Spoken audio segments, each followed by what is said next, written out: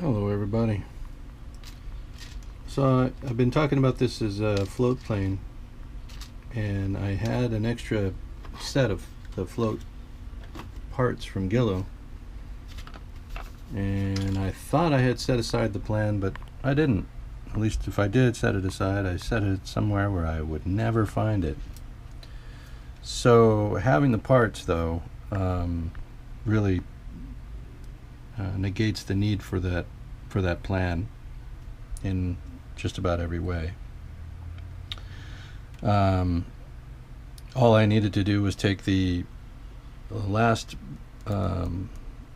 former and the first former,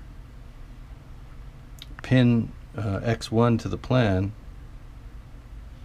take X2 up to X1 and set the spacing using the forward former and set those pins, and then set the rear former and set those pins, and then pin X2 and X1 down, and then go down the line with the formers with basically average spacing. In other words, just equal spacing, with the exception of where this former X5 was pre-notched to fit. Where's X5? Y5, whatever. Y5. This space here determined this gap, and the spacing in Y6 determined this gap. So as far as where I was going to set that, that former, I just slid it in until it got snug, and then glued it there. And as I recall, this was a much longer spacing than was the spacing between these bulkheads.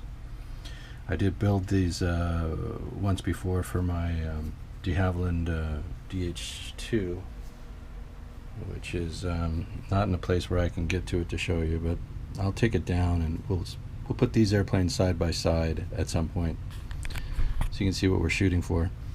Anyway, didn't really need the plans. If you have the parts, you know, it's nice to have them, but you can, by looking at reference photos either of other modelers' builds or of the real world airplanes, you can see where to set the supports as far as how it attaches to the airplane. The X3 part is actually the part that goes between the two floats, fore and aft, one forward, one aft. And the attachment points for the floats to the airplane are at the intersection of the crossbar and the float. So there's no mystery as to where that attaches. The only difference is from airplane to airplane where they attach to the aircraft, but where they attach to the floats is always going to be the same. You're going to set the fore and aft dividers, the bars that go across, and then wherever you manage to set those, that's the intersecting point for the attachment point for each of the legs, if you will, the legs that attach the floats to the airplane. Alright, so the next step here is to unpin these, set the opposing bulkheads, set Y4 to the back side of this Y3, so that gives you the anchor position for the lower stringers, and then we'll skin them like we have been doing, infill the floats and sand them smooth, cut out the holes where the crossbars fit, and away we go. We'll have floats, a float assembly in no time. Well, it'll take time, but eventually we'll have a float assembly, right? And they'll be painted in the clear aluminum finish. It should look nice with our coral blue over white airplane, hopefully.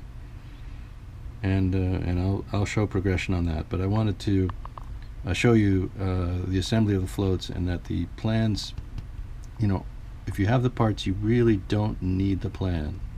It's nice to have, though. I mean, especially if you're used to it. All right, later.